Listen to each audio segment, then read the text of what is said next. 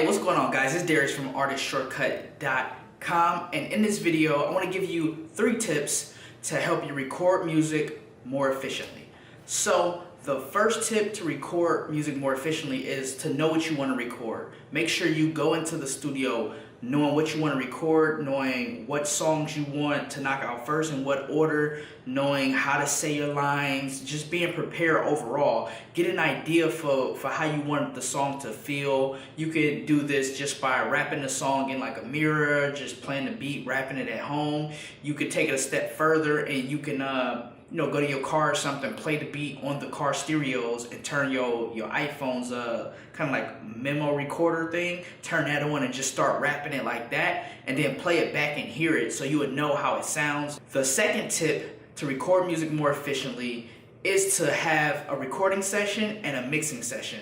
Now, most studios, they do a similar process, or most artists record similarly. They go in, they record a song, and then they have the engineer or producer or whoever is like recording them mix it. So they record a song, get it mixed, then record another song, get it mixed. And what that does is you're alternating between 2 totally different skill sets. Somebody who's good at recording you and getting your sound right may not be the same person that's good at mixing your music.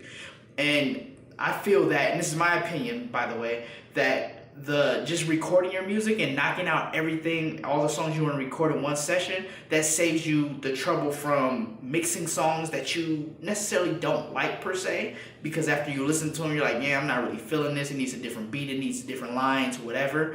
Whereas if you record that song without getting the mix, just a rough draft, get the levels right or whatnot, then you'll be able to hear that song over and over again when they mix down, like they mix your tracks down or whatnot, and not mix your songs, but they mix it down, meaning they just export it to like an MP3 or WAV or whatever.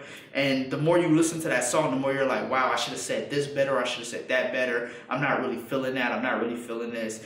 And a lot of people say like that's a rough mix. Me personally, I just prefer not to even get the engineer mixing, because it takes time away from what we're there to do, which is record music and get like decent drafts up. So have them just record all your music at one time, and they'll have, like, especially if you're working on like one project, you can then have like that same sound, so your same like mic placement, things of that nature, just subtle things that you don't notice unless you really pay attention to the track. It's like how far you are away from the mic, your energy levels you bring to it, because one day you may bring a completely different energy than you bring the other.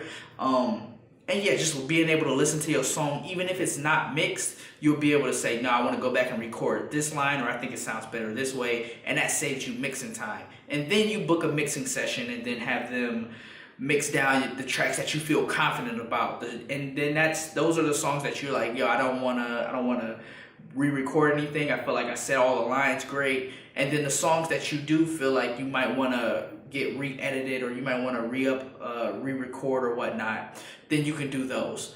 The third tip is to control the situation.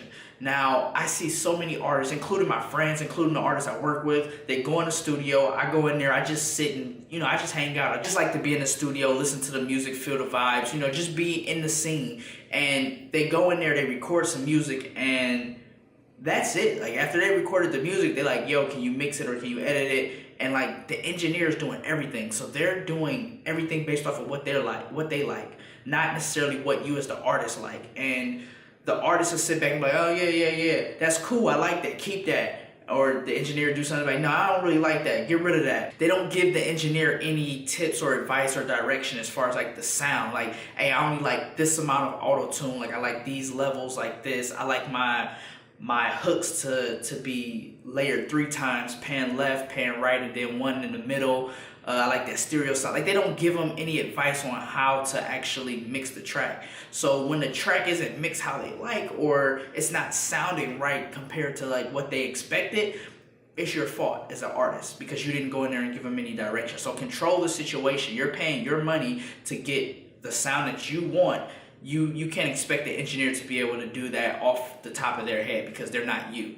So that is 3 tips to record music more efficiently in a music studio. Some of this I've talked about before in other videos, but I just wanted to make a video solely about this. So if you have any questions or anything, please leave a comment below. Please thumbs up the video and subscribe to stay updated with all the videos I release. So guys, I'm Darius from artistshortcut.com. Until next time, I'm out.